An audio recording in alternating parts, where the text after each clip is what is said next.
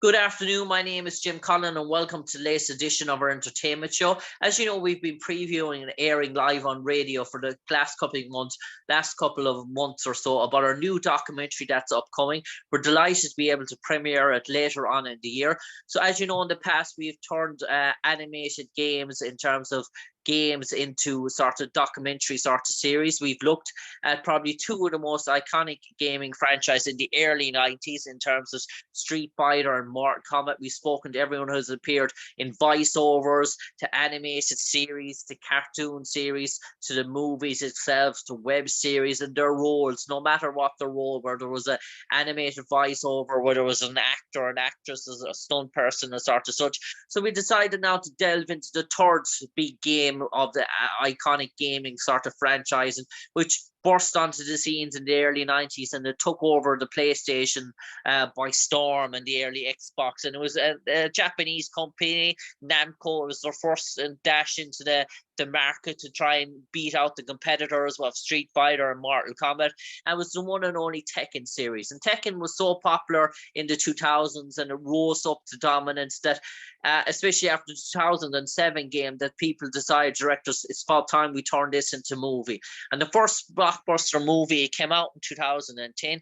It was called Tekken. It's centered around the character Jonathan Park Fu's character Jin Kasamura, and he's packed to find out about why his mother's death, and obviously the arrival of the Mishima family, who Ian Anthony Dale, who played Kazuki Mishima, and Kari Hiyoki Takayaki, a famous legendary actor who played Hitaki Mishima.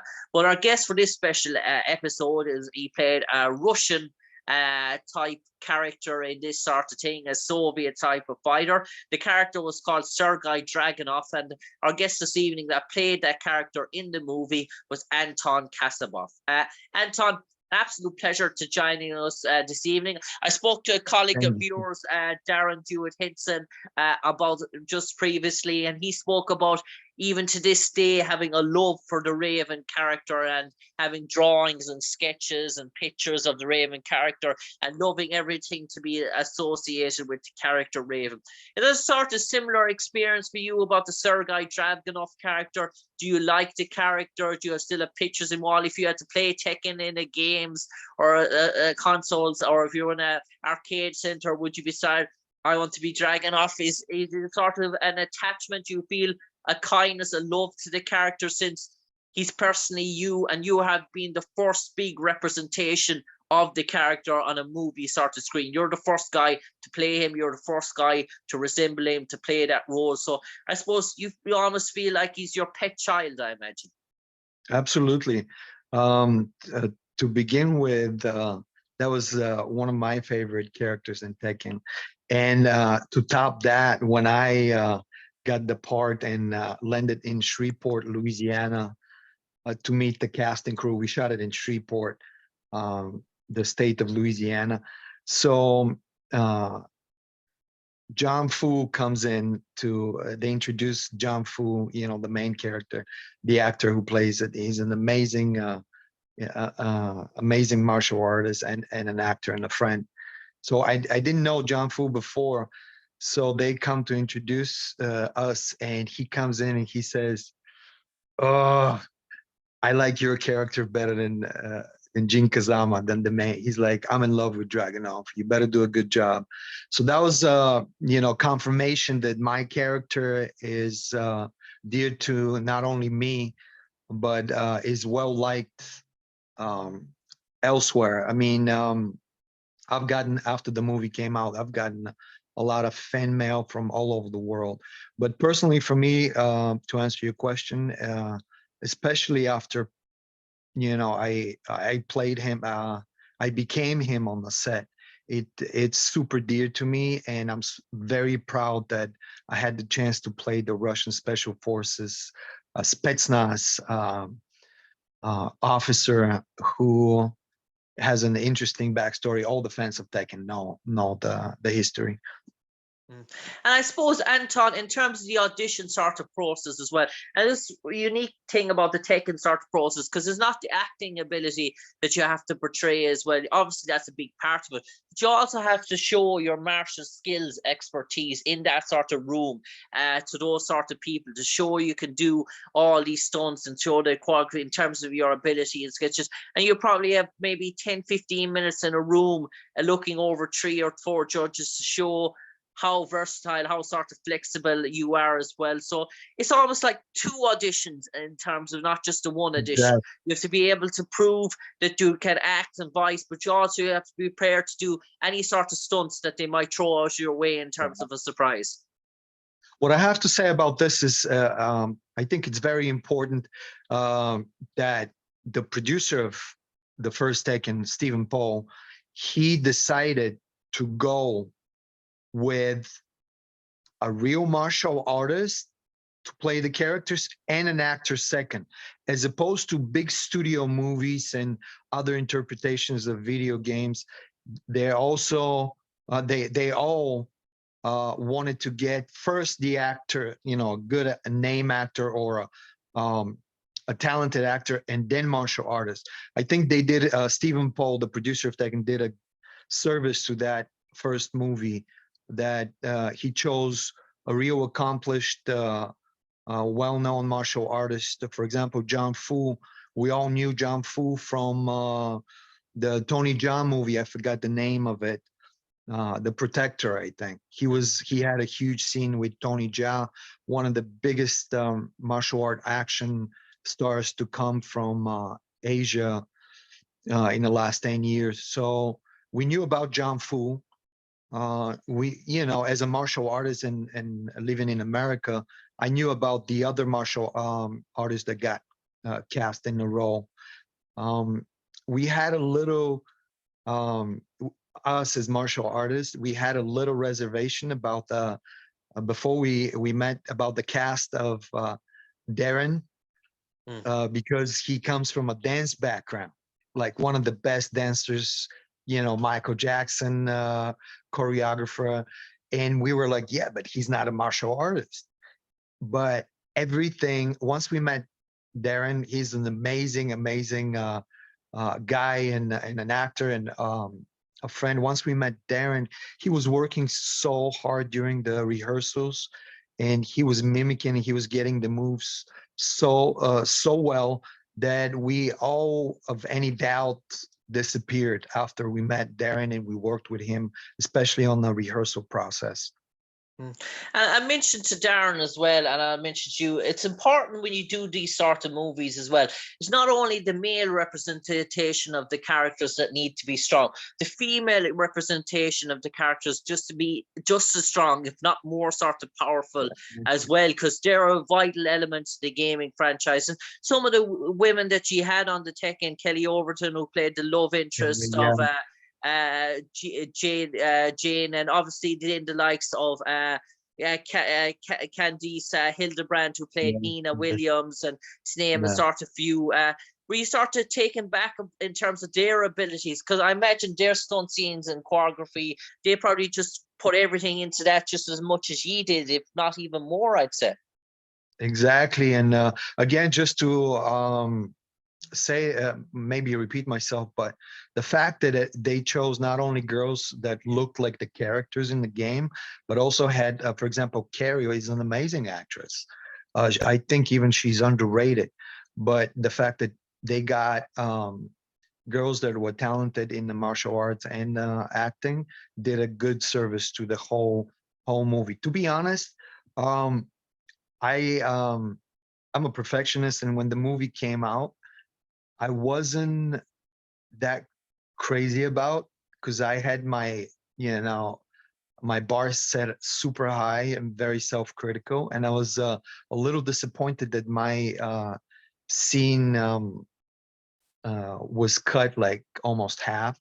But through the years, man, this movie, I watch it once a year just to check and see, it gotten to be like sort of like cult classic. It's like a good wine. Actually, it it's aging well, to be honest. It's not the plot, the action, especially. Okay, we can talk about, the screenplay. We can, I can talk to the fans of Tekken all day long how we can improve the screenplay. It could have been better. We can say that. But man, when you watch after all these years the fight scenes in that first Tekken, I gotta tell you, man, not to be bragging, but the fight scenes in the first Tekken are not bad at all. Mm. And obviously, the producers and directors, when you go on this sort of thing, you're taking a gamble as sort of such, because you're delving into a big known. You have such a critical sort of fan base that are looking at every sort of Exactly. stint, every sort of detail, trying to pick out a flaw. And I'm just going to look back in the original movie, the 1994 Street Fighter movie. It came out Yeah, to much sort of acclaim, and it did very bad in terms of the rankings, in yeah, terms of yeah, movies, and it sort of put off Capcom of ever going near that sort of movie franchise. And its big exactly. competitor then, Mortal Kombat, came out in 95, and it just blew the charts away in terms of what it did in terms of martial arts scene. So taking on a sort of a movie, a big famous entity, gaming entity, it can be a dangerous sort of prospect. So whereas the extra time that went into all that shooting, and I believe you shot it in 18 days, so it must have been Yeah. fairly chaotic in terms of trying to get such a start to finish process done within 18 days. And was that due to budget restrictions or shooting location, or was just that a lot of time that they had to do the movie? Because you think with a big iconic franchise like that, they would have stretched it out maybe to 30 days. Yeah, I'm to be honest, I'm not sure about that. Where you got that information about the 18 days. Hmm. I think it was like from what I know, because John Fu stayed behind after I finished my part. John Fu stayed at least 1 or 2 weeks. So I gotta say it's more than a month, at least month and a Okay. half. Okay. So if not two, with some reshots. So the what I noticed about this the the shooting process was, they got really good, talented people. They were organized, but the scale of the action um, was big. The producers knew that usually those video game to film movies were, except, like you said, Mortal Kombat, were hit and miss, not Hmm. guaranteed that they're going to be successful. So I think Stephen Paul and Crystal Sky was the production company. They try to do their best to give it a shot, to start with a good crew. Um, as far as the choice of director, we can. I have a different opinion. He's a great director, but he was great in the 80s and the 90s. You know what I mean? The 90s, especially early 2000s. Um, I thought they should have gotten somebody younger and edgier, but we were able to put everything together, and everybody gave them 100% of themselves. And Anton, in terms of the Tekken sort of universe, obviously, well, there was a premiere. Did you have a private sort of cast screening before the movie came out? Did you get to see what was going to be entailed? And what was that? Was it a busy, hectic time for you in terms of promotional work, in terms of that period in your life? And was there a sort of great excitement to show what you worked on so hard to see it on the big screen? Yeah, there's actually a cool story. I went to talk to the producer Stephen Paul in his office before the premiere, and he's like, "Come here, come here. I want to show you something." So he had it on the computer, the cut, and he shows me my scene when I'm uh, fighting the robot, and I'm doing a slow-mo jumping, spinning heel kick, and it looked amazing. So he got me hyped up before even I saw the movie. Um, I was very happy with the fights. I wished my fight was longer, as I'm sure everybody wanted that. But it was super exciting, to be honest. You hear these stories of actors that think that here it is. This is the big moment. From now on, I'm just, I'm getting closer to my dream. To do a lot of big, to be a lead in a big action movies.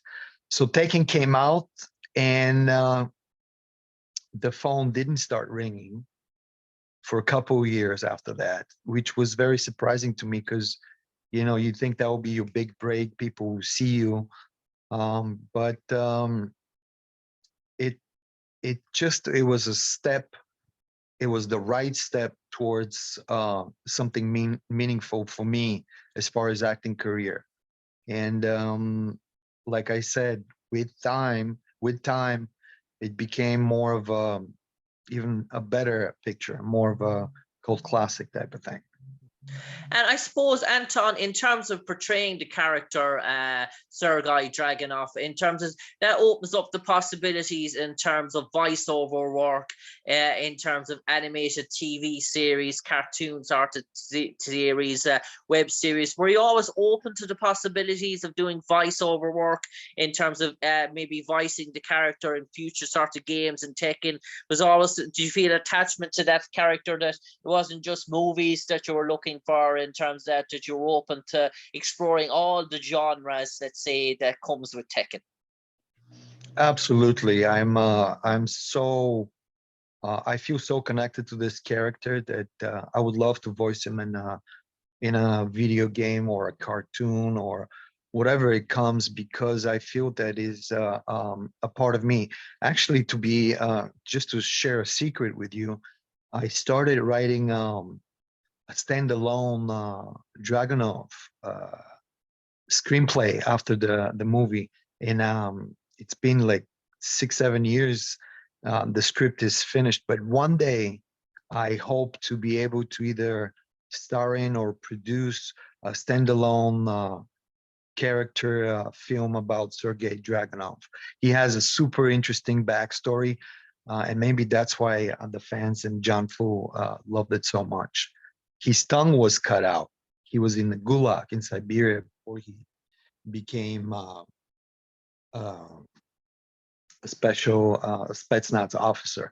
So he couldn't speak, and he's expressing himself with the eyes, with the body, with the martial arts.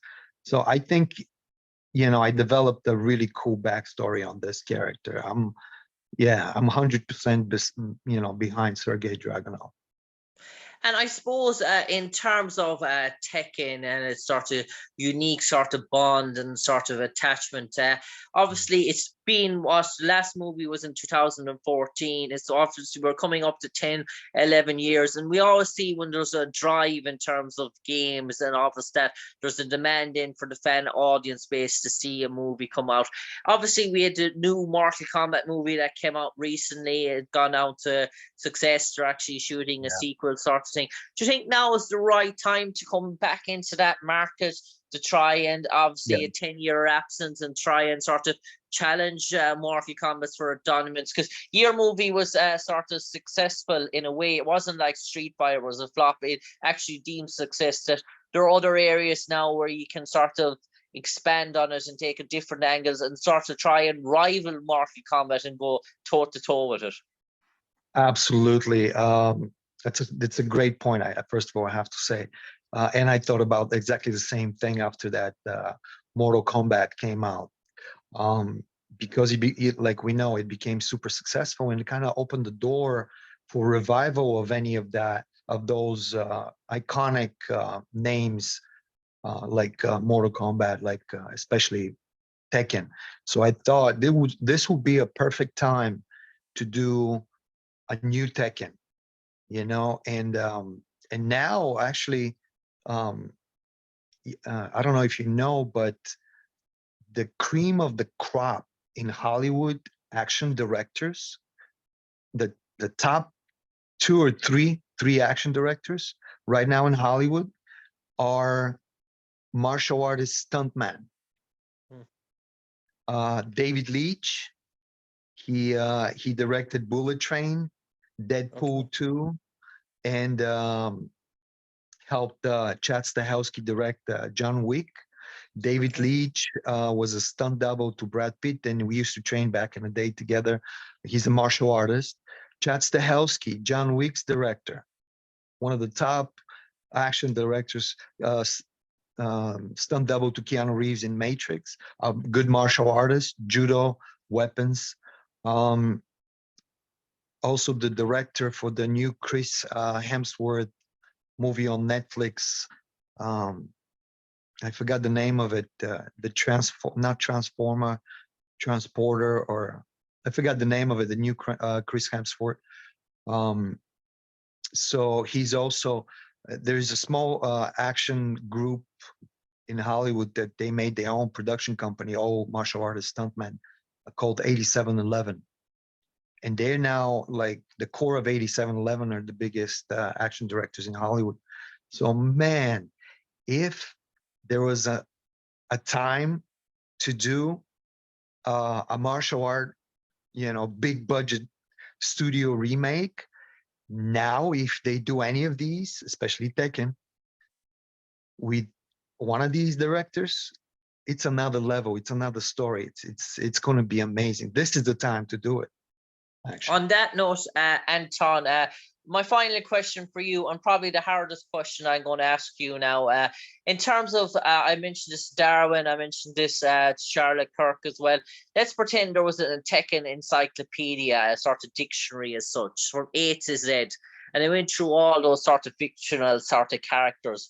And under each sort of character, they left a blank synopsis, sort of a space for 2 sentences to describe their character. And they came down to the character Sergei Dragunov, and they said, listen, let's get on to the talent agent of Anton Kasabov. Let's get to Anton Kasabov, having played Sergei Dragunov, to write those 2 sentences to summarize the synopsis of Sergei Dragunov. What would you like those 2 sentences to read, having played him? Fortune favors the bold. Okay, sentence number 1.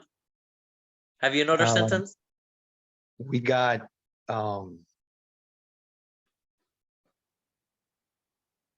dream big. Fortune favors the bold and dream big.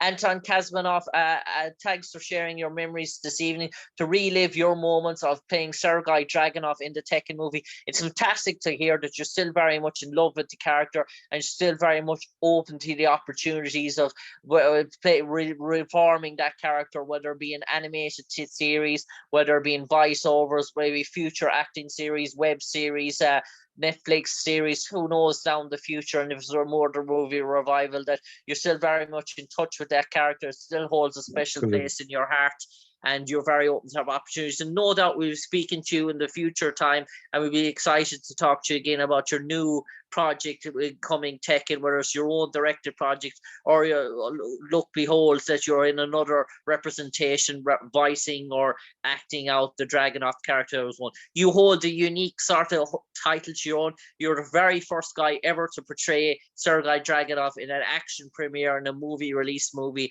No one can take that away from you. That's your own entitlement. You're the first guy. You'll always be remembered as the very sort of first guy to play that role, and it's an iconic sort of role as well, because no one forgets the first character that plays that role, and you'll always have an attachment to the franchise even when 20, 30 years down the line as well. You'll always go into the record books for that. For at the moment, Anton Kasabov, thanks for taking your time speaking to us today, and we wish you all the best in your future endeavors. Take care. Thank you for your time. I appreciate it. Thank you.